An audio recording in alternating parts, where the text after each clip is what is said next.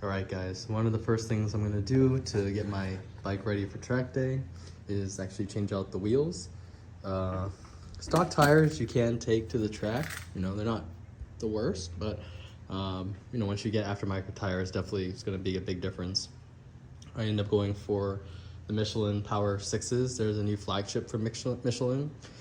Supposed to be still street tires, but the most kind of track oriented of street tires. So the grip is the best, but it doesn't last quite as long as the Road 6s, which is like the more durable version of the Powers. So once I put those on and we go to the track, I'll do a little review of that. But this is the bike I got on the stands so that we can take off the wheels, because most places, it's much easier and cheaper if you just take them the wheels and then they just switch out the tires and then you just pop it back on.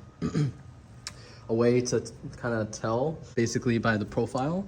In Florida, we have a lot of just straight roads, so you can see that the tire is really flattening out at the top here. Another way to check is you look for these arrows on the side. So you can see there's one there, there's one there, and what those arrows actually correspond to is called the wear markers. So it's actually these spots right in the middle of the tire where once you get kind of smooth where you can rub your hands all across, it's going to tell you that it's about time to change your tires. So for me especially, on Florida flat roads, we're getting pretty close in that middle there. So that's another reason that we're changing the tire. So yeah, pretty easy. Just look for the arrows and then you can find the wear bars just by looking through the ridges and the part that's a little bit higher in the middle there. So once we take these off, I'm also going to be switching from, this is a 150/60 tire. So I'm going to be actually switching that to a 140/70. From all the research I saw online, it was just saying that a better option for track is the 140/70 because it's allows for a better turn in and just feels more comfortable on the bike overall. So we're going to try that out as well. So yeah, let's go ahead and pop these off. For both wheels, it's going to be a 17 on one side, and then on the other side, you're going to have a clevis pin and a 24 millimeter. So you'll need a deep socket for this one to make it a little easier. But once you take off this clevis pin, you just loosen it and straighten it up on the top, and then you just pull it straight back out from the bottom here. Sometimes you can reuse these, but it's a good idea to just buy like a big pack, just in case, because they're not that expensive, and it's just extra security. Make sure your wheels are mounted. You don't want to really ride, especially on the track, without having that. So yeah, so we're gonna go ahead and loosen these up and take off the wheels right now.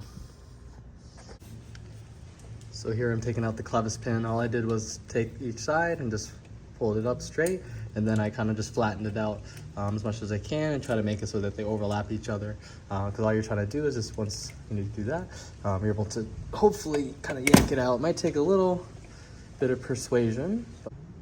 So you're going to put a 24 millimeter on this side. Deep socket makes it a little easier, and this side you just put a 17 on here. I actually have a little cup washer for my pit bull stand, so that's why mine might look a little different on that side. Otherwise you'll just see the little 17 millimeter head on there. So yeah, we'll go ahead and pop these off, and then make sure you don't lose any of the washers. Once you do that, you pull out the axle, and then you kind of have to just maneuver this around a little bit